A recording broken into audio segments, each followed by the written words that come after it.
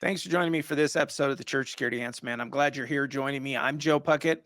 And man, we need to talk about this church. It's not atypical of some of our churches, but this is a very affluent, very popular, really well known church in San Francisco. And they're having issues. This is the second stabbing in a month, from what I understand. And they're having many more problems than that in the surrounding area. They're right across the street from a major park in San Francisco that gathers lots of people, a lot of unhoused, from what I understand. So let's talk about some of these details and some things that we need to, we need to learn from them. And it, again, I think it affects many of us.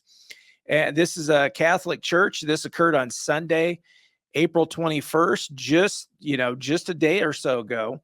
And this is at the St. Peter and Paul Church, San Francisco's North Beach neighborhood, right across, I believe it's Washington Park.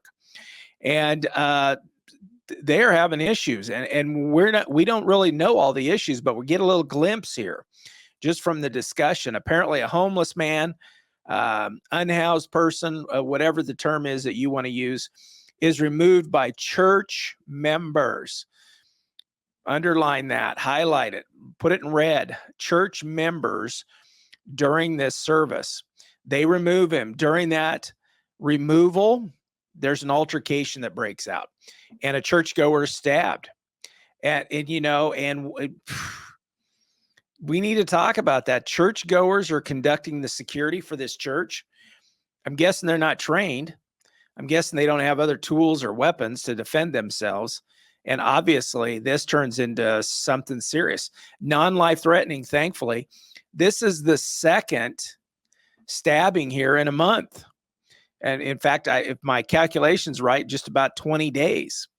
But there's other things going on here from what some news interviews, if you look at some of the interviews, there's more stuff going on around this church and within this church. And, we need to pay attention to it. That's the second. And what some of the witnesses say is this is the second unhoused person to be removed that day. And that person was walking up and down the aisles carrying a bottle of wine and disturbing the church.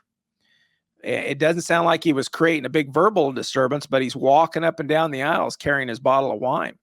Second stabbing in a month, like I mentioned, and it sounds like they're having problems weekly around this church. It may not even be safe really to go into this church. And here's the big deal is the church members are the ones that are protecting the church. They don't have security.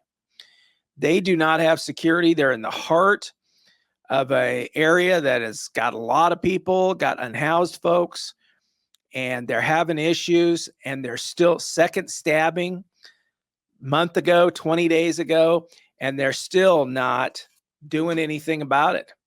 They're not getting security. They're not doing anything. And this just boggles my mind, completely. Why do we have churches that don't have security? I still have people calling me, emailing me. It's like, well, we're thinking about having security. It's like, you're thinking about it. Oh, my word. And here's one that's, we can't even make the arguments for, well, maybe most of the time they don't have issues.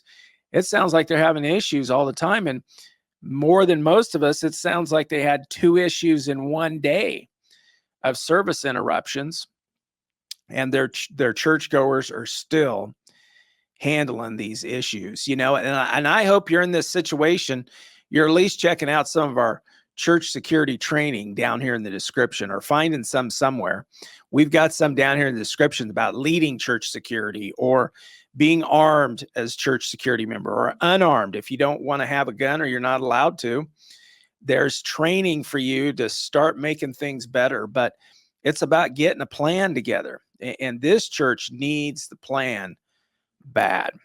So I hope you'll subscribe to us, get in contact with us here.